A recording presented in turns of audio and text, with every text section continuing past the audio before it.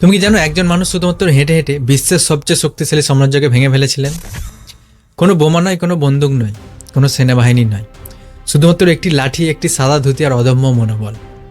1930 সাল, একজন 61 বছরের বৃদ্ধ মানুষ 24 দিন 387 কিলোমিটার পায়ে হেঁটে চিরতরে বদলে দিয়েছিলেন ইতিহাসের গতিপথ। কিন্তু প্রশ্ন হলো, একজন সাধারণ মানুষ যার কোনো সামরিক শক্তি ছিল না, যার কোনো রাজনৈতিক ক্ষমতা ছিল না, সে কীভাবে কোটি কোটি মানুষের হৃদয় জয় করেছিল?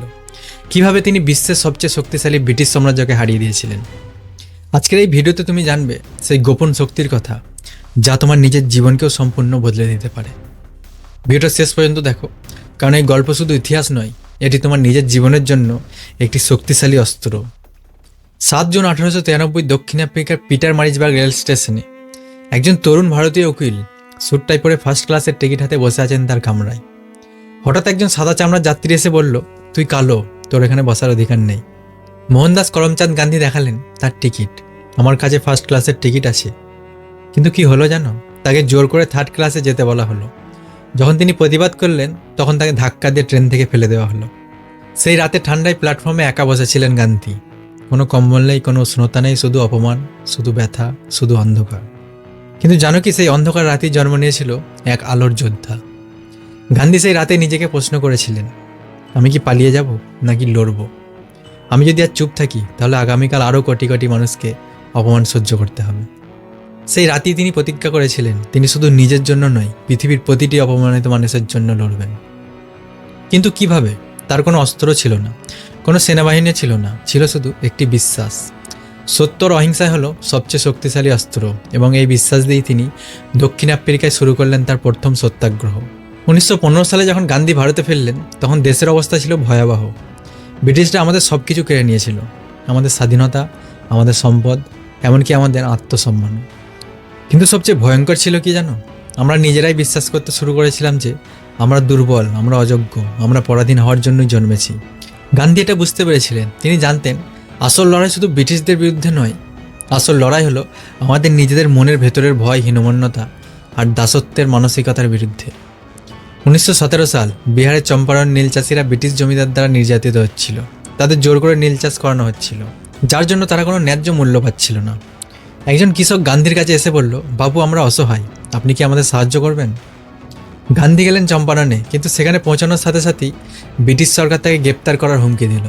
এবং তখনই গান্ধী যা করলেন তা ইতিহাস বদলে দিল। তিনি বললেন, আমি যাব না, আমাকে গ্রেপ্তার করতে চাইলে করুন, কিন্তু আমি এই মানুষগুলোকে ছেড়ে যাব না। এবং জানো কি হলো? হাজার হাজার কৃষক গান্ধীকে ঘিরে দাঁড়িয়ে গেল। তারা বলল, আপনি যদি যান, আমরাও যাব। ব্রিটিশরা ভয় পেয়ে গেল। তারা বুঝতে পারলো এই মানুষটি আলাদা, এই মানুষটি শুধু নিজের জন্য লড়ছে না, লড়ছে কোটি কোটি মানুষদের জন্য। এবং শেষ পর্যন্ত চম্পারণের কৃষকরা জিতে গেল। এটাই ছিল ভারতে গান্ধীর প্রথম বিজয়। কিন্তু এটা ছিল শুধু শুরু। এবার শোনো, ইতিহাসের সবচেয়ে অবিশ্বাস্য গল্পগুলির মধ্যে একটি। 1930 সাল, ব্রিটিশরা একটি আইন করেছিল, ভারতীয়রা নিজের লবণ তৈরি করতে পারবে না। শুনতে হাস্যকর লাগছে, তাই না? কিন্তু এটা ছিল অত্যাচারের এক নিষ্ঠুর উদাহরণ। ব্রিটিশরা জানতো লবণ প্রতিটি ভারতীয় জীবনে অপরিহার্য, এবং এর ওপর কর বসিয়ে তারা গরিব মানুষদের আরও বেশি শোষণ করেছিল। গান্ধী ঘোষণা করলেন, আমি হেঁটে সমুদ্রে যাব এবং আমি নিজেই লবণ তৈরি করব। ব্রিটিশরা হেসেছিল। তারা ভেবেছিল একজন বৃদ্ধ মানুষ লবণ তৈরি করবে, এতে আর কী হবে? কিন্তু তারা বুঝতে পারেনি এটা শুধু লবণের কথা নয়, এটা ছিল প্রতীক, আত্মনির্ভরতার প্রতীক, স্বাধীনতার প্রতীক, আত্মসম্মানের প্রতীক। 1930 সাল 12ই মার্চ সকালে 61 বছর বয়সী গান্ধী শুরু করলেন তার যাত্রা। সাথে ছিল মাত্র 78 জন অনুসারী, কিন্তু প্রতিটি গ্রাম যেখান দিয়ে তারা যাচ্ছিল, সেখানে যোগ দিচ্ছিল নতুন নতুন মানুষ। প্রথম দিন 78 জন, দ্বিতীয় দিন শত শত, সপ্তম দিন হাজার হাজার, চতুর্দশ দিন লক্ষ লক্ষ। মানুষ তাদের ঘর ছেড়ে বেরিয়ে আসছিল, কৃষক, শ্রমিক, শিক্ষক, ছাত্র, নারী, শিশু, সবাই। কেন? কারণ তারা দেখেছিল একজন মানুষ তাদের দেখাচ্ছে কিভাবে মাথা উঁচু করে দাঁড়াতে হয়। 24 দিন পর 6 এপ্রিল 1930 গান্ধী পৌঁছালেন ডান্ডির সমুদ্র তটে। লক্ষ মানুষের সামনে তিনি নিচু হলেন, তুলে নিলেন এক টুকরো লবণ, এবং সেই মুহূর্তেই পৃথিবীর ইতিহাস বদলে গেল। সারা ভারতবর্ষে লক্ষ লক্ষ মানুষ শুরু করলো নিজেদের লবণ তৈরি করতে। ব্রিটিশ সরকার 60,000 মানুষকে গ্রেপ্তার করলো, কিন্তু তারা থামলো না। তারা বুঝে গিয়েছিল স্বাধীনতার দূরে নেই। এবার আসো গান্ধীর সবচেয়ে বড় শক্তির কথা বলি, অহিংসা।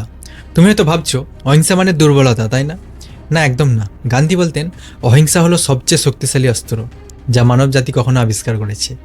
এটি পারমাণবিক বোমার চেয়েও বেশি শক্তিশালী। কেন? কারণ অহিংসা তোমার শত্রুকে তোমার বন্ধুতে পরিণত করে। 1919 সাল, জালিয়ানওয়ালাবাগ।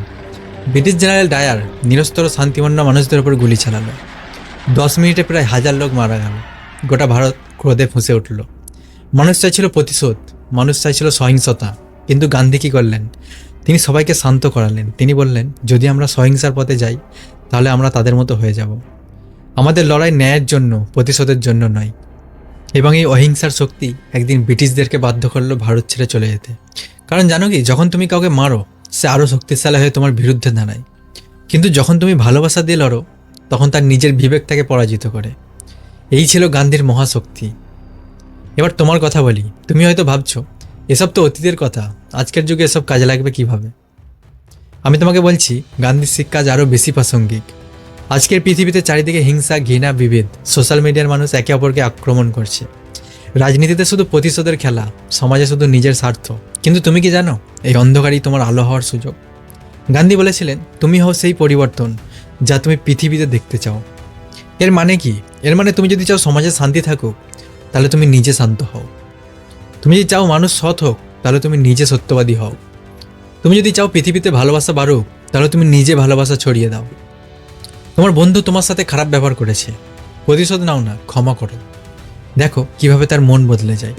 তোমার অফিসে কেউ তোমার সাথে অন্যায় করেছে, রাগ দেখিও না, শান্তভাবে তোমার কথা বলো। দেখো কিভাবে সবাই তোমাকে সম্মান করতে শুরু করে।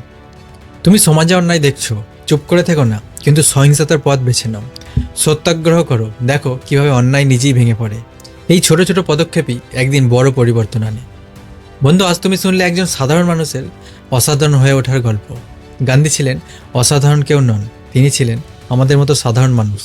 তারও ভয় ছিল, দুর্বলতা ছিল, কিন্তু তিনি সিদ্ধান্ত নিয়েছিলেন তিনি নিজের দুর্বলতাকে পরাজিত করবেন। তিনি পরিবর্তন আনবেন এবং তিনি তা করে দেখিয়েছেন। আজ তোমার পালা। তোমার ভেতরে আছে সেই একই শক্তি। তোমার ভেতরেও আছে পৃথিবী বদলানোর ক্ষমতা।